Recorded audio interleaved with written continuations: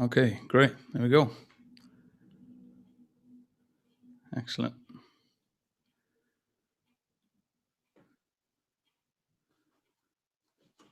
Awesome. Well,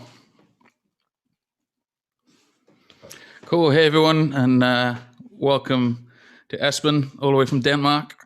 It's great to have you with us for our second episode. It's great. Let's just check everyone can hear both you and I all right. If you can just leave a comment, make sure you can hear myself and Esben, okay?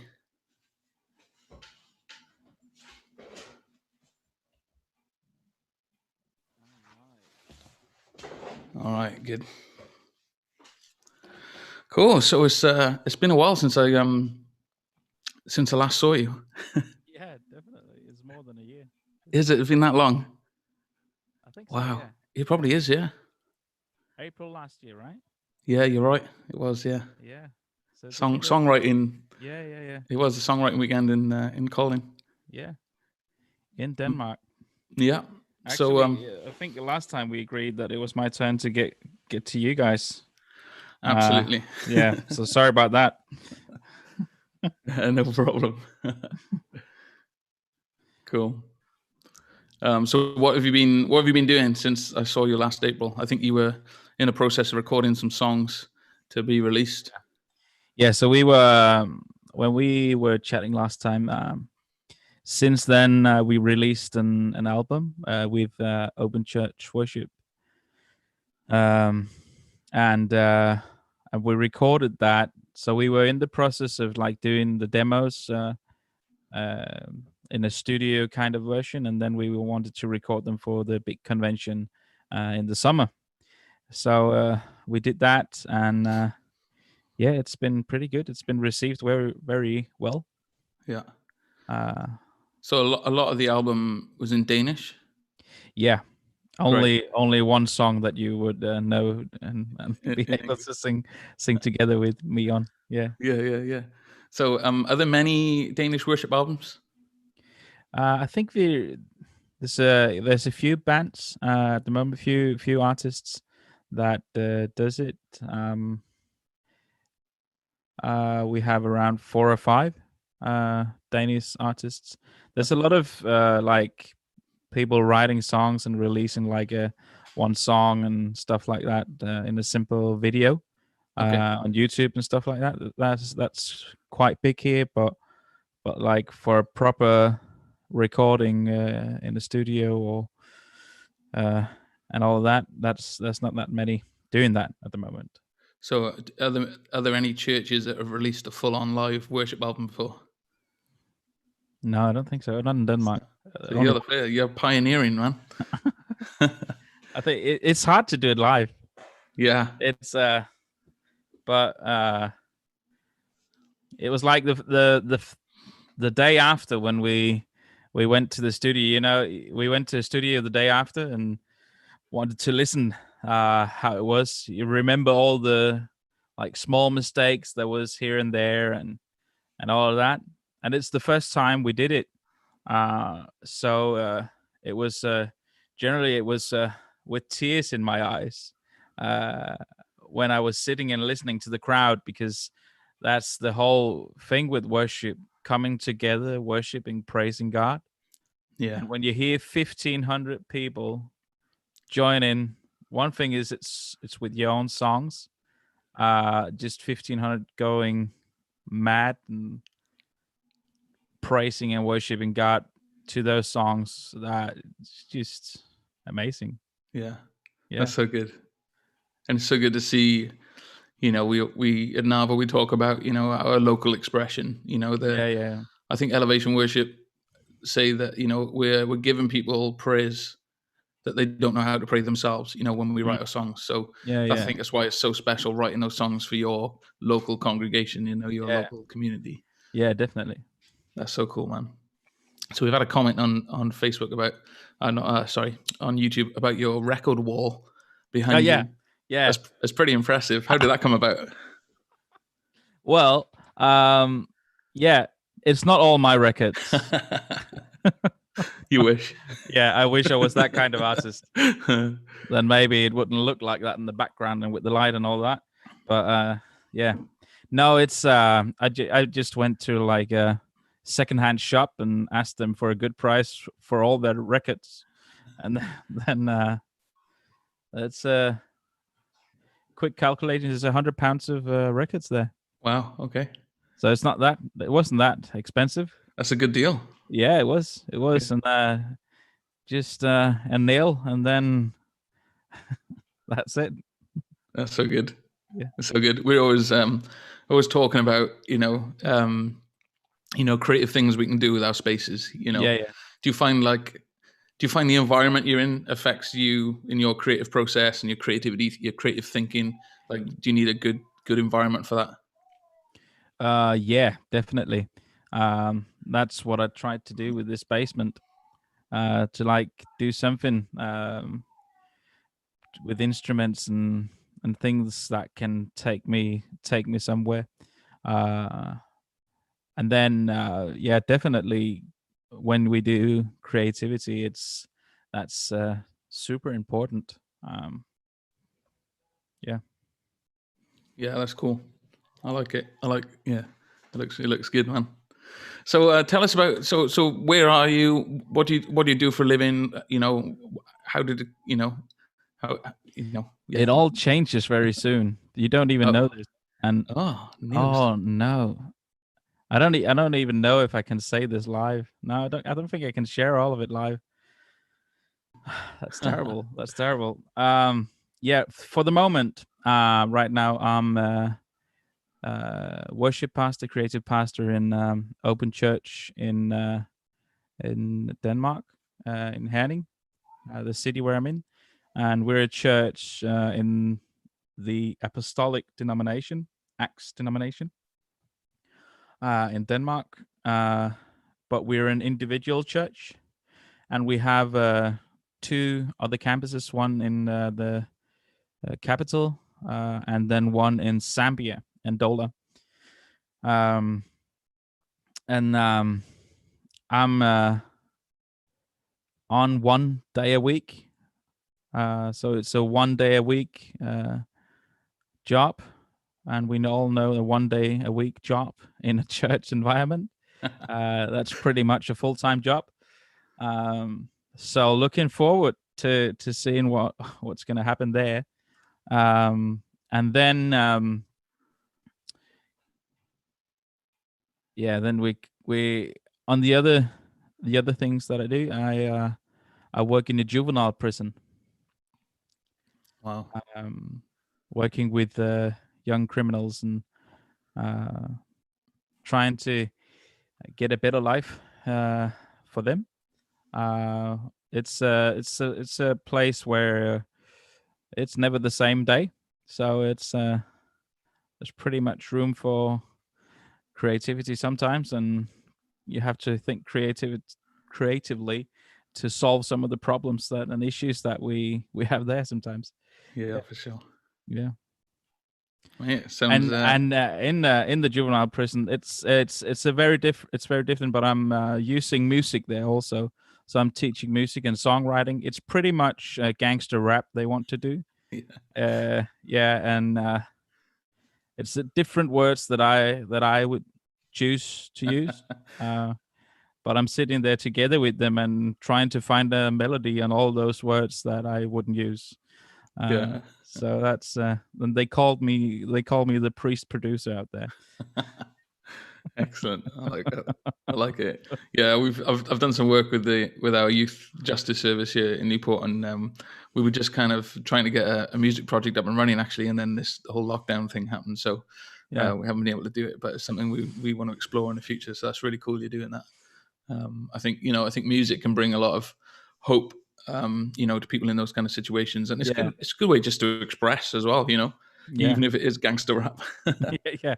Well, the thing is, when I sit there and start writing music with them, I get to a point where I hear their story, because my approach to it is always, well, if we're going to do something, it should be about your story and why are you here, and Do you want to change it? If you don't want to change it, then sing about that. But if you want to change it, then sing about that. Even that thing, like write a letter to your mom through the music. The That's things cool. that you can't say, or the reasons why you're right here, the bad choices that you made. You can be brutally honest with this, and we can send that to your mother or something like that, and they can tell something in a way that they wouldn't be able to say it maybe otherwise. It's young boys, from all the way down to 12 years and up to 18 years that will be there. So it's good. I like it. And it's some crazy talks I get with some of them with them. That's amazing, man. What a privileged place to be able to, have some kind of influence in those people's lives. Definitely. That's really cool. Yeah, love it. So Ben on YouTube is asking, what does your worship creative pastor daily role look like? So what do you do? What do you get up to in an average day? In a work day, yeah. Your 1 day a week, yeah. Yeah. Exactly, my 1 day a week. Well, it's been pretty busy during Corona, because suddenly it's all tech, social media, and those guys, and I'm a part of that, and that's a part of my team. So we have a team here with about 40 volunteers, and that's, or maybe it's a bit more, but 25 of them is singers and musicians, and then around 15 on tech, video, cameras, all of that.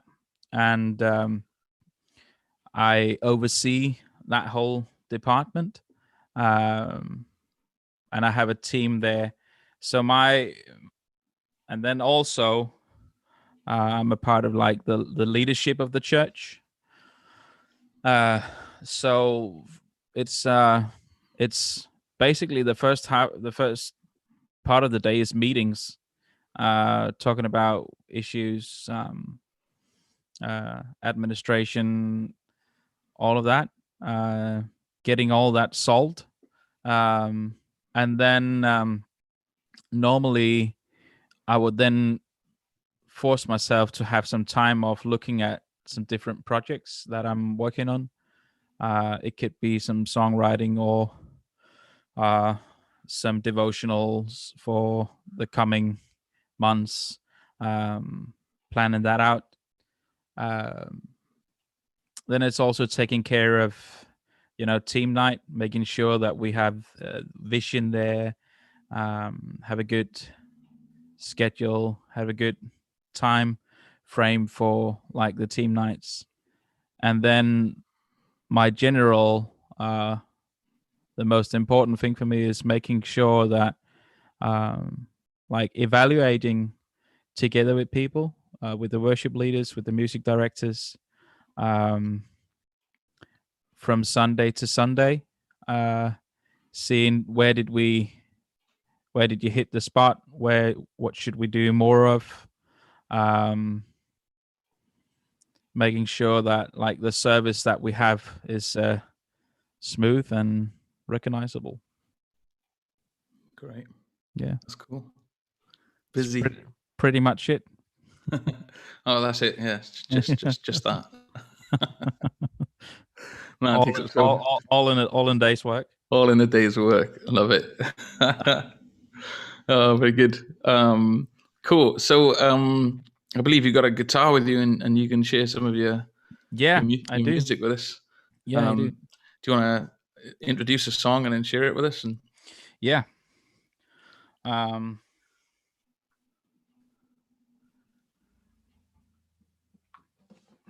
do have a guitar. That's lucky.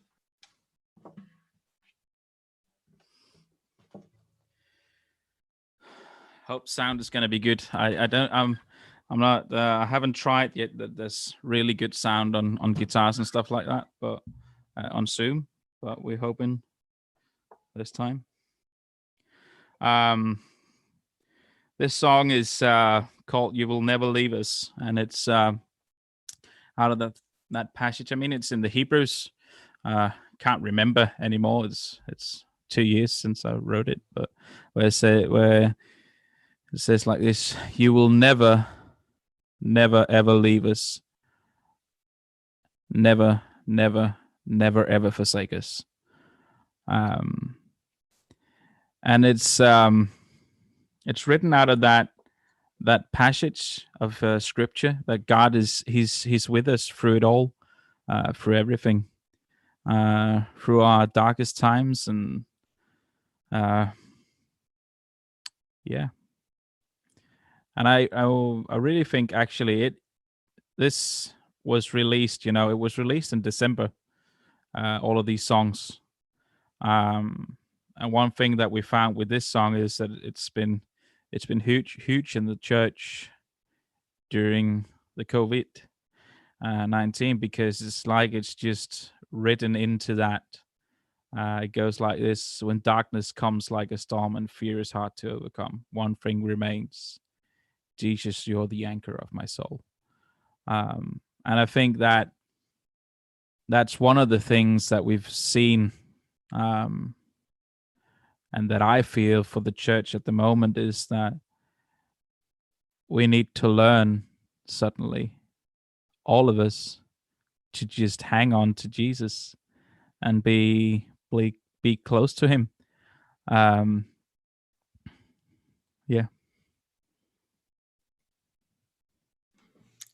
Sounds good. Go for it. Let's hear it. All right. You That's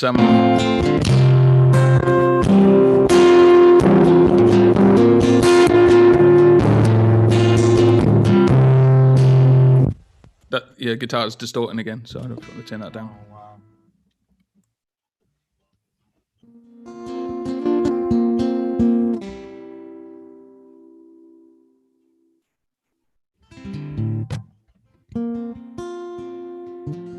Yeah, that's good.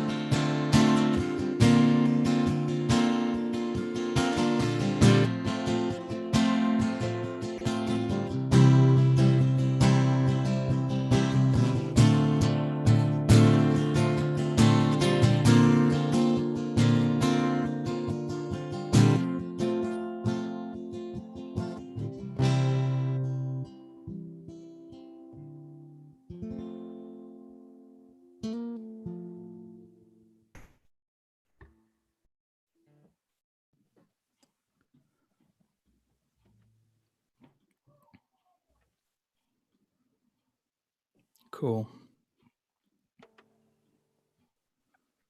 Nice. And we seem to have lost your microphone in that song. Part of the way. I don't know if you want to talk now. And yeah, I can't hear you.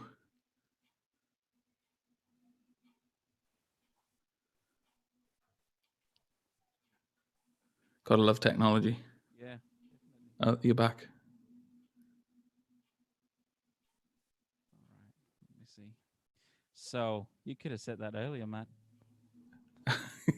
Well, it started all right, and then it disappeared. I don't know what happened, but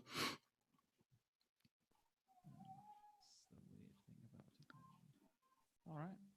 Hope it was all right. What you heard? sounded good. I think I got a baby monitor on in the background. You can all hear a baby crying. Yeah, my wife just wrote to me.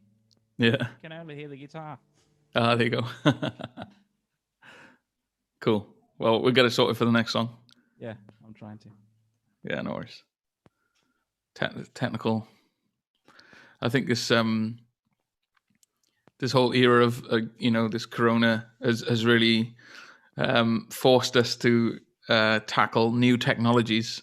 Yeah. The online streaming and audio interfaces and softwares and all this, live streaming our video calls, and it's so much to take on board. It's good we're young, Lewis. Yes. Yeah. Yes.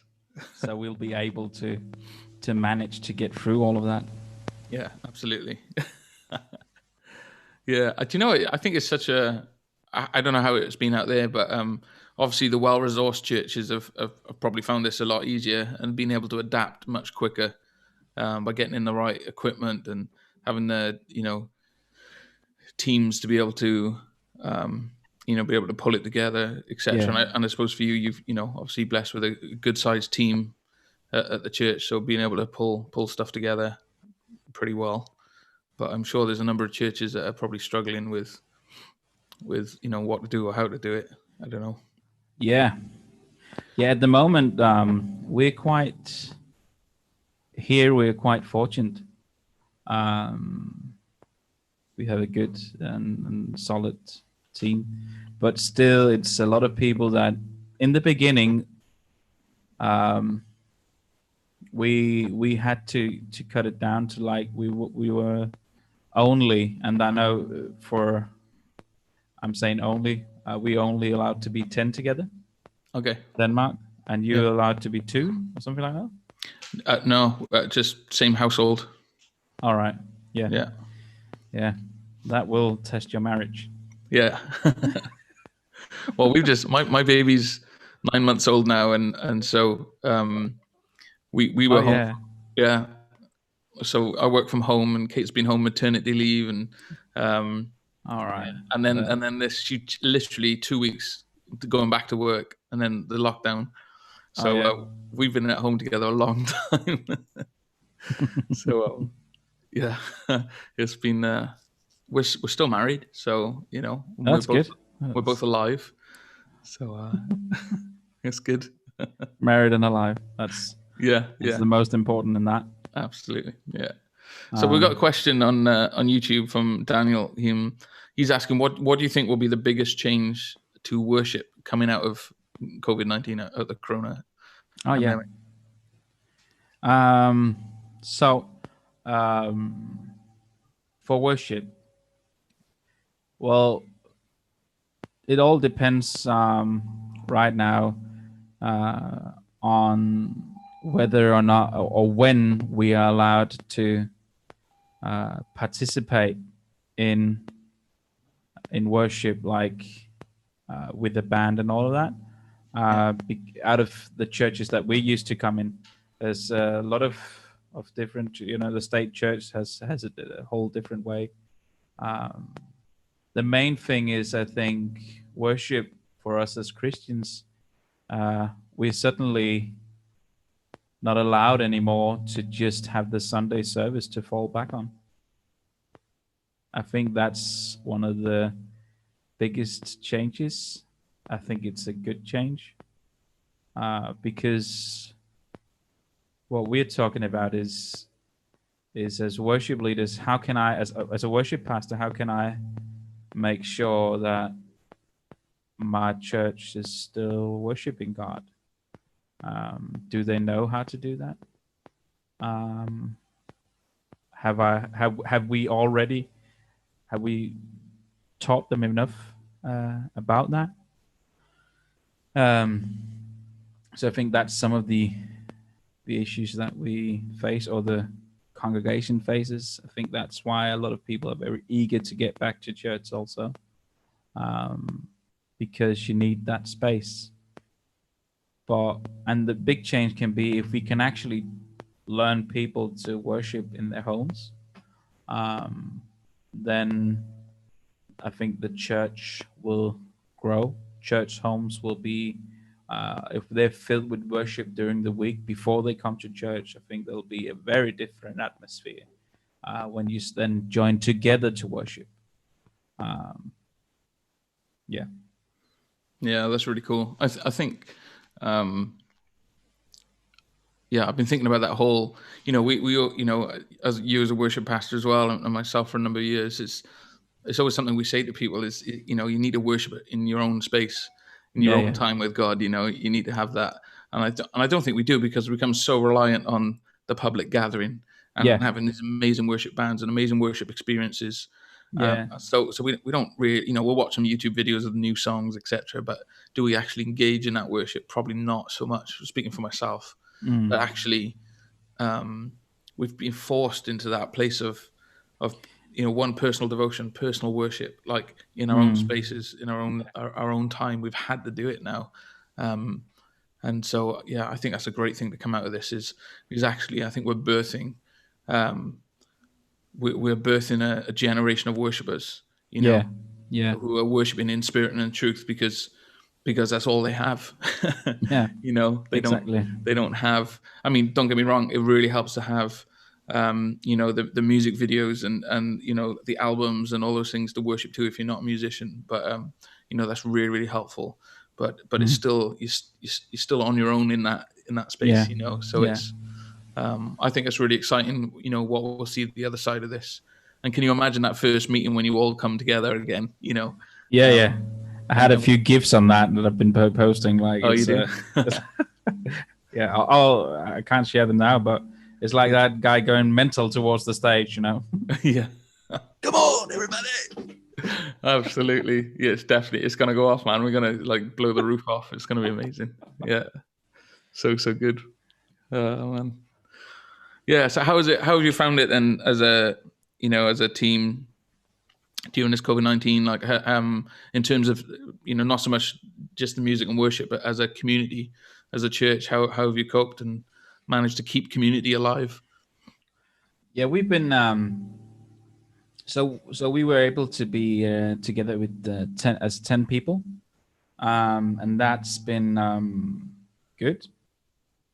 So we've been going live every Sunday from the church, having a service, an online service, and really getting into that, like doing just. And now we're talking about should the next thing we do, should that be like an online campus, like full-blown online campus with online hosts, people taking care of people online. Because when we look to statistics and when we look to everything these days, we find that almost, maybe not everybody, but almost everybody, I would say around 90% of people who comes to a church for the first time, they've been there online before that, checked it out, either on the website or watched some of the services, or listened to some of the music, checked it out in some kind of way beforehand, on Facebook or YouTube or Instagram or something like that. We're not on TikTok yet, so they haven't checked that out. I'm still figuring out how the heck am I going to do that? I don't know. I can't dance like that. You have a few guys on your team that could do something great there. Maybe they're already there. I don't know. Navah should definitely go on TikTok. That's a challenge for you. Are you on TikTok? No, yeah, that's a great shout though. Yeah, come on, you guys. You got awesome dancers and people who are very good at doing their content already. Absolutely. Yeah. That's a good. That'll be a good discussion point this week for sure. But disappointed you're not going to put some dance moves on TikTok though. If you do it, I'll do it. Okay. We'll see. Let's see. Or if I do it, you have to do it. You could also do it like that. Yeah. Okay. Let's move on. Yeah. Let's see in the chat. How many wants to see Lewis do some dance on TikTok? Nobody needs to see that. Everybody wants to, Lewis. Everybody. No, nobody wants to see that or needs to. We do. When we used to gather weekly, Ben is like, yes. Daniel says yes. Yeah, thanks for that. You're welcome. So when we used to gather weekly, we used to gather every Wednesday, and a couple of weeks we did some movement sessions, and Becca, one of our girls, would run that, just trying to get us more familiar with the movements, or what our bodies are capable of doing.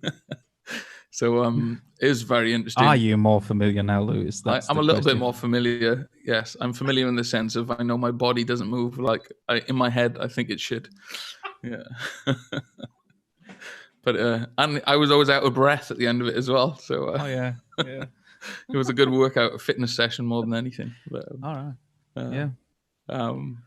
But it's good. It's good. Yeah. Cool. Seems people want to see me dance. So we'll look into that. You're welcome. You're welcome. Yeah, you're welcome because you're gonna have to do it too. Yeah, we'll see. Well, yeah, of course. All right. Excellent. Cool. So do you want to do another song for us? And yeah, we'll see if we can get the we'll see if we can get that to work proper. Okay. Cool. I'm thinking of just taking the mic a bit away and then just pumping that up. Okay. And then because it seems like they can't work together apparently. It's when you buy a too expensive. Yeah.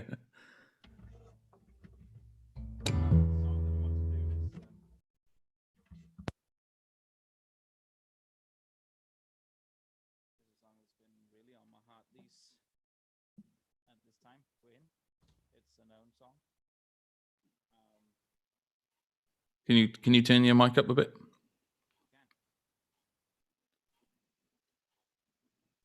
Is that better? Yeah, that's great. And the sound here? Perfect. All right. Hope it doesn't drop. Otherwise, do like this. I will. I'll get your attention.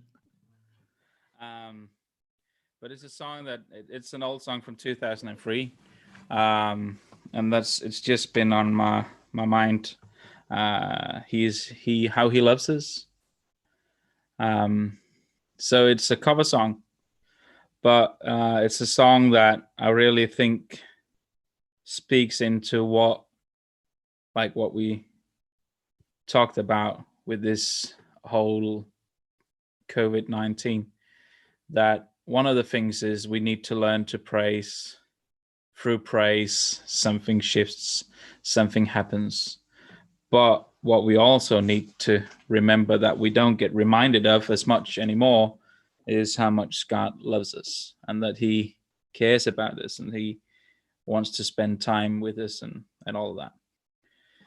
So, and the reason why I'm taking this song, Lewis, is because I only have one English song from the album. So that's why I'm jumping into the treasures of English worship songs. That's all good, man. We can hear maybe a Danish song before we finish. Yeah, definitely.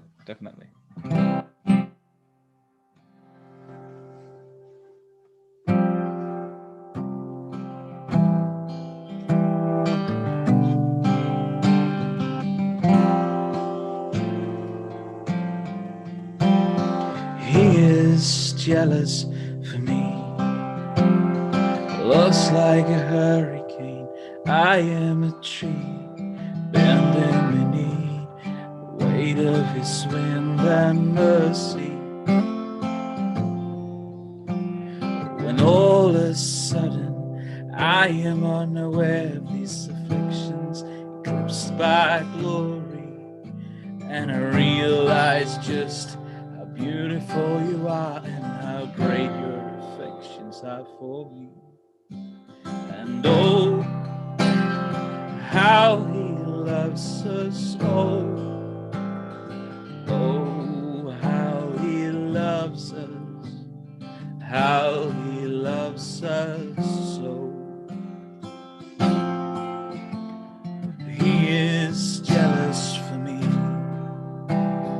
Looks like a hurricane. I am a tree bending beneath the weight of his wind and mercy.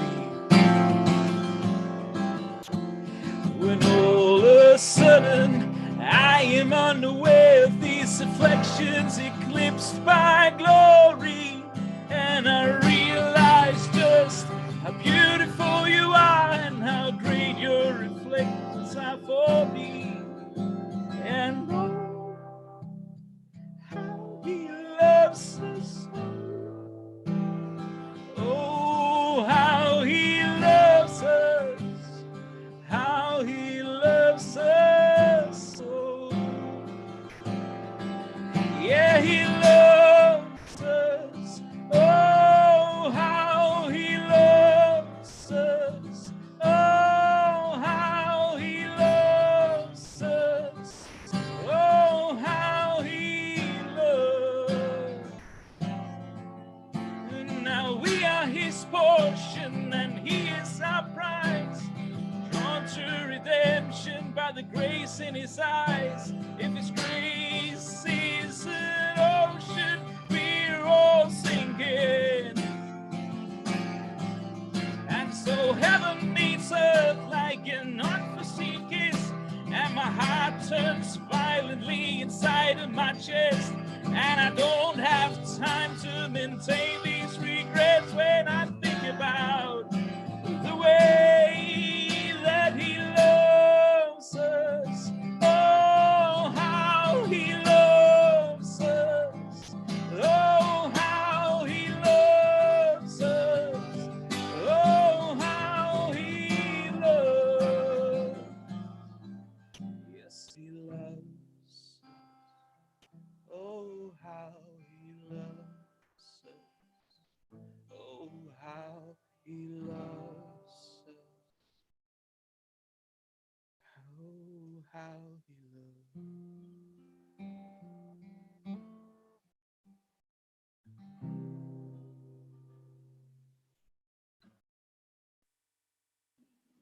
Yeah, so good, man. I could hear you that time too. Oh, that was good.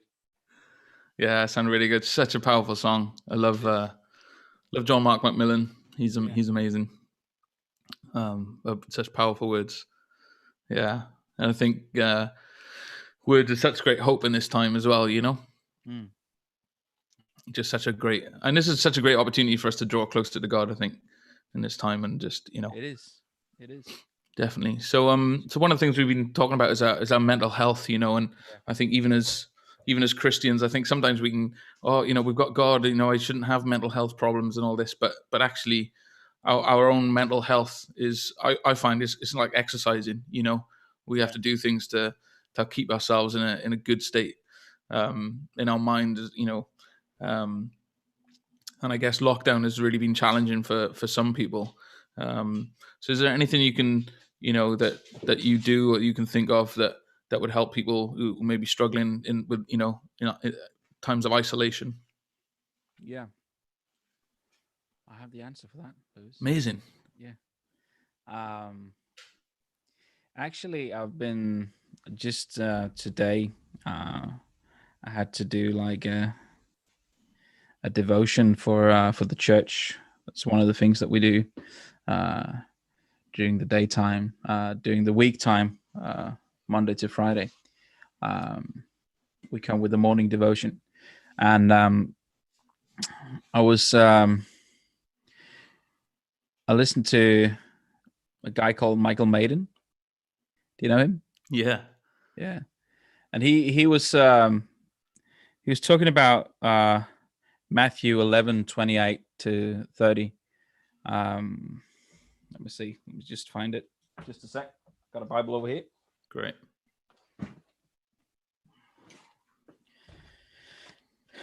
It's in Danish, but I'll try to translate. Translate on the fly. I like it. Yeah. So it's the part right here.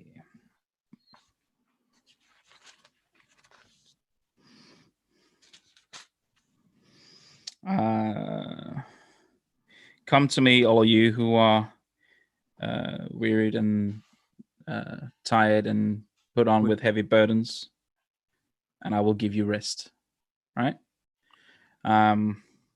So God says that if you are tired with your mental, like sick, if you're tired with the work, with everything going on, come to Jesus and he will give you rest. And then it goes on talking about the yoke, like the yoke of Jesus, that you have to put that on. Put my yoke on and learn from me, for I am humble and I don't remember the last word. Sorry, that's translation on the fly. But the picture here is when Jesus talks about the yoke, that put on his yoke because it's easy to lift. 2,000 years ago, that was back in the antique time. And the mental picture that he gave the people that he spoke to right there and then was like the ox mother. So the calf is behind the ox, learning, getting the yoke from the mother put on, like the training of the young calf. And that is an easy yoke. The only thing that calf ox, or we, have to do is to be close to the mother, to be close to Jesus. Because then when we're close to him, when we're intimate with him, like the calf, it's an easy burden to bear, because the only thing you have to do is to stay close to mom and then just learn as you grow to be in the situation you're in. You're an ox, you need to plow the field. But in the beginning, you're just right behind, close up to mom. And what we need to do, like Jesus said right here, is to cling on to him. To be his yoke is that we have to be close to him. Is to say, when I often think when I'm at that point in my life where there's chaos and things are hard, it's because I need to spend more time with God. It doesn't mean that God takes away my trouble, but it takes away the troubles from my soul, so it doesn't have power over me anymore. That's great.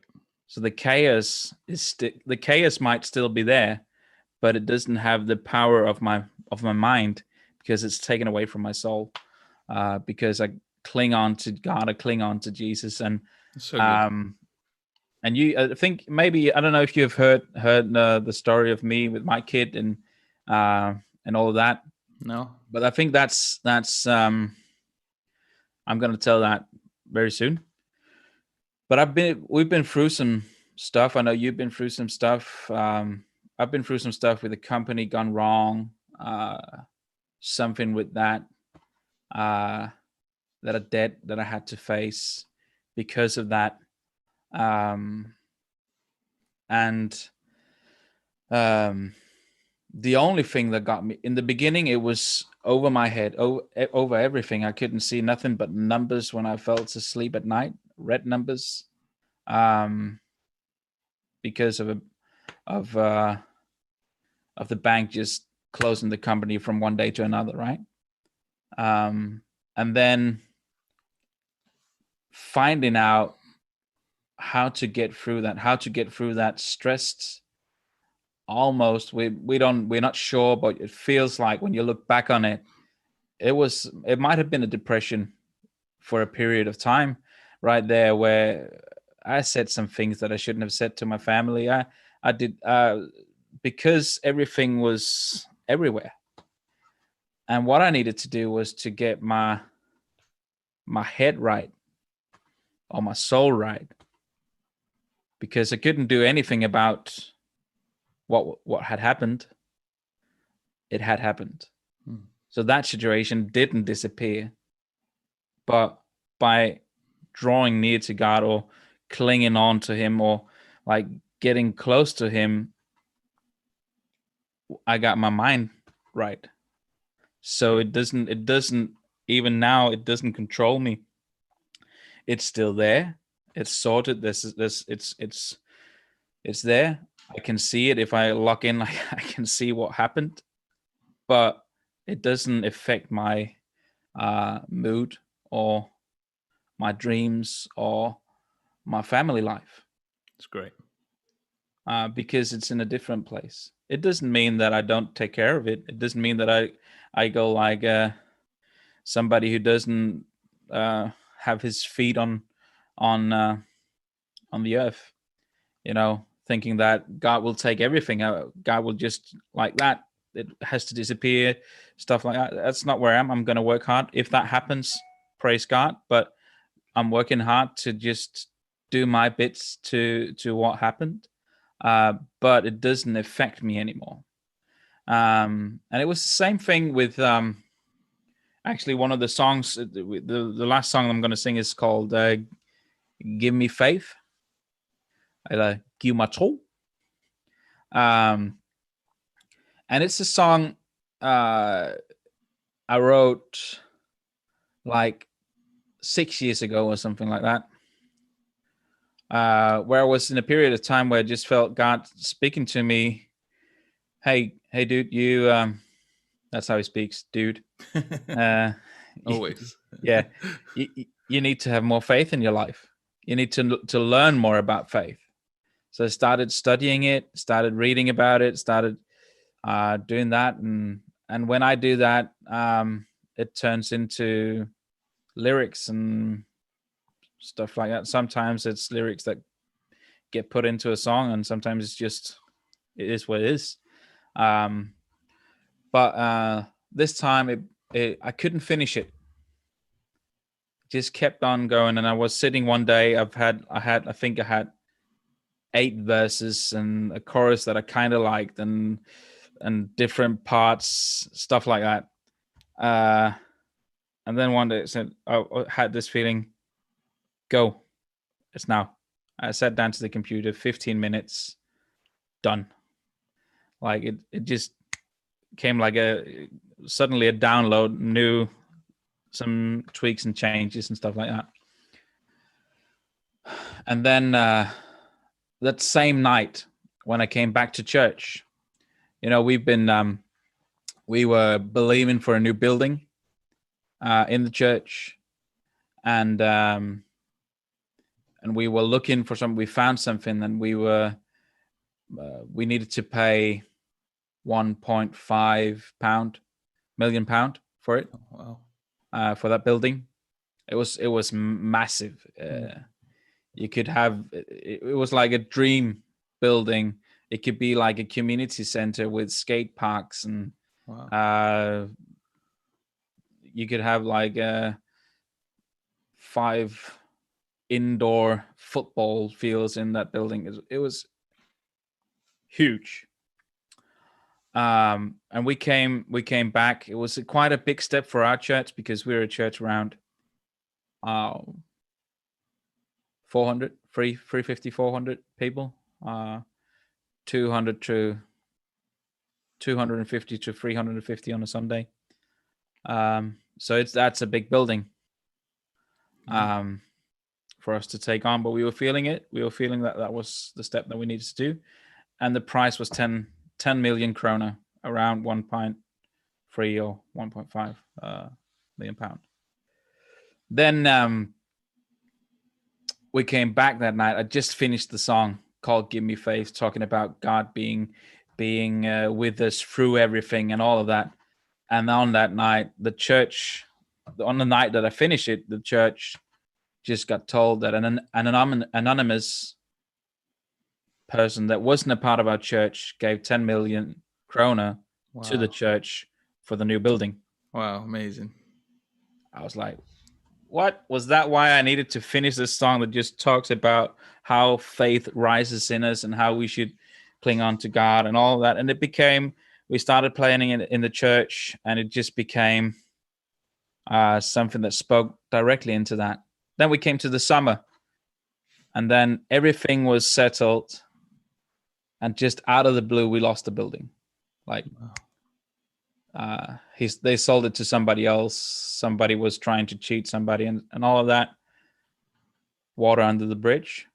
But then the song changes, because now it was back to like, God, you're with us through everything, like through these. Then the song changed to that again. The chorus is, give me faith that I know that you are good, that I know that you love me, and stuff like that.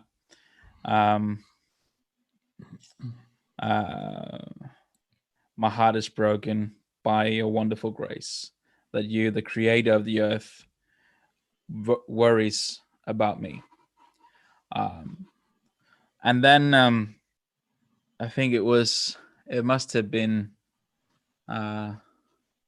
almost, after that thing where we lost the building, pretty much 9 months after that, I would know, around April time, 9 months later, I was in the biggest crisis in my own life, because I had my baby boy. He was born, but he couldn't breathe. So I was sitting in the hospital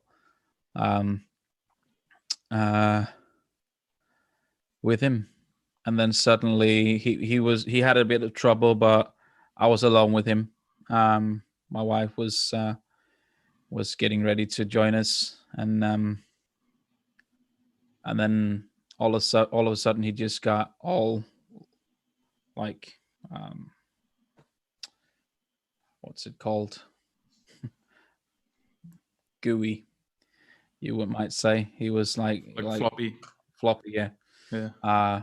And the alarm went off. Suddenly the room was filled with nurses and doctors, and they just took him out of my arms, like it just, and I just stood there. And the only thing I wasn't able to say anything. I wasn't able to do anything. I got my phone and I texted 50 people. I think I said, please pray. My newborn baby boy can't breathe, and I don't know if he will survive. That was the feeling I had with what I've seen. And that was the prayer I sent out. And then I had the lyric of this song in my mind. It says, I will praise you, O God, when I'm at the foot of the mountain, even when everything looks hopeless. I will praise my salvation? No. My Redeemer and my God. I will praise my Redeemer and my God. And that was the lyric that popped in. The lyric that God told me to write, 1.5 years in advance, preparing me to that day. And the crazy part is in all of this is like this is what they told me, like the first test, they were thinking it looked like meningitis, and they were taking loads of tests they were pumping in with antibiotics, but they were taking tests all the time, and from first test to the second test was a massive change. In between that was the shout out to God in my mind and in text. Yeah. Just shouting out of desperation. And the change there was that there was nothing afterwards. Like we were there for a long time, but there was nothing. He still had trouble, a bit of trouble breathing, but they couldn't find anything. Amazing. So they did what they could do, and I say that doctors and nurses did what they could do, and God did his thing, and a miracle happened just right there. Yeah. So that good. Became a song. So now when I sing this song, it's beginning. It's the one that has the highest like take in Denmark at the moment from our worship album. Great. Yeah, and it doesn't go a week at the moment where I get like a text of somebody singing it somewhere in the country. Wow, that's so good. So that's very good. I'm just glad, and this story, this testimony also travels with it. Great. That God can provide. It's a shorter version, but yeah. Yeah. No, so good. Such a great story. Yeah. Yeah. It's good. So do you want to hear that song, even though it's in a different language? Yeah. Absolutely. It's the heart behind it. It is. Definitely. We'll just I'm just gonna enjoy it and worship with you.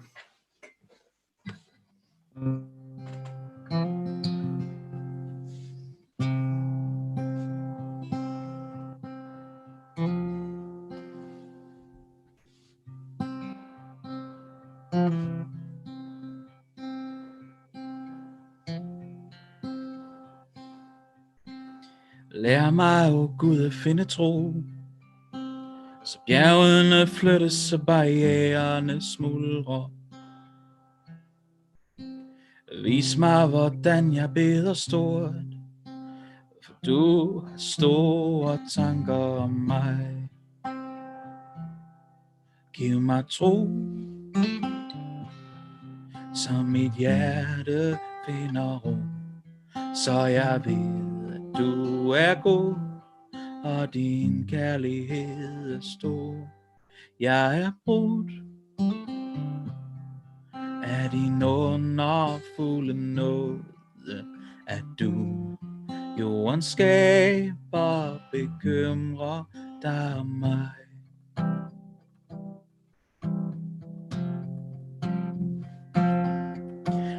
Øjne skuer dit værk, der undres mit indre ved den storhed det viser. Fra himmelvælv til havets dyb, der er dit aftryk sat. Dit værk styrker min tro. Giv mig tro, så mit hjerte finder ro, så jeg ved, at du er god, og din kærlighed er stor. Jeg er brudt af din underfulde nåde, at du jordens skaber bekymrer dig om mig.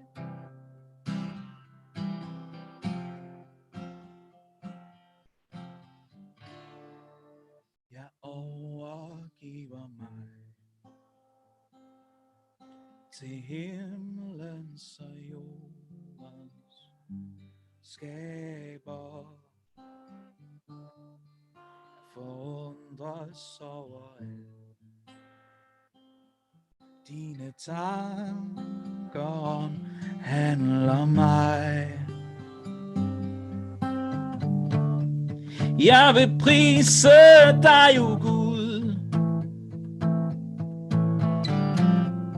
når jeg står ved bjergets fod.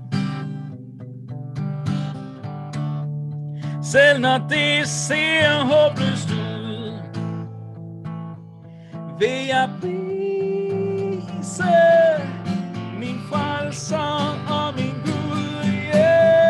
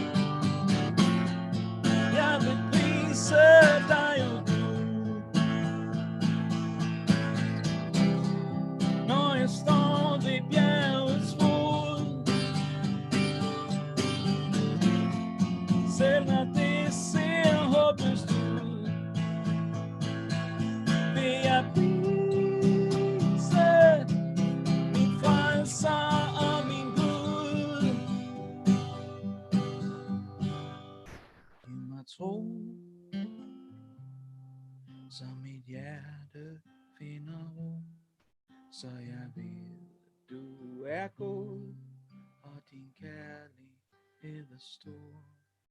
Jeg er brudt af din underfulde nåd, at du, jordens skaber, bekymrer dig om mig. Ja, du, jordens skaber, bekymrer dig om mig.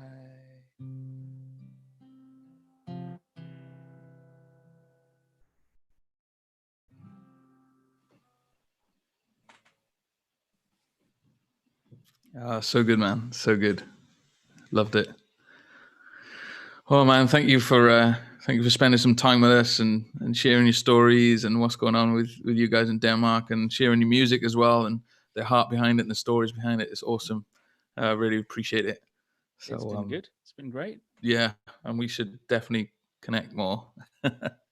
And look forward to seeing your beautiful face in the flesh when we're able to travel again, for sure. Yeah, definitely. We'll make it happen.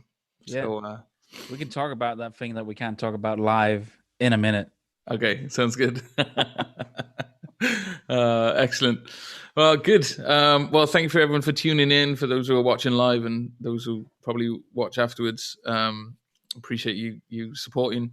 We're back next week. We've got a friend of mine called Rory Green, talking about mental health and the work that he does with young people, and he's got a real passion for mental health awareness with young men. So we're going to be chatting to him about that. And all the amazing, wonderful things that he does as well. So that's going to be really cool. Sounding like something you need to tune into. Absolutely. Yeah.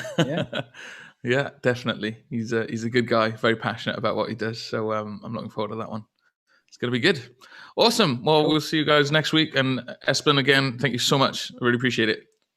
Good. Take care.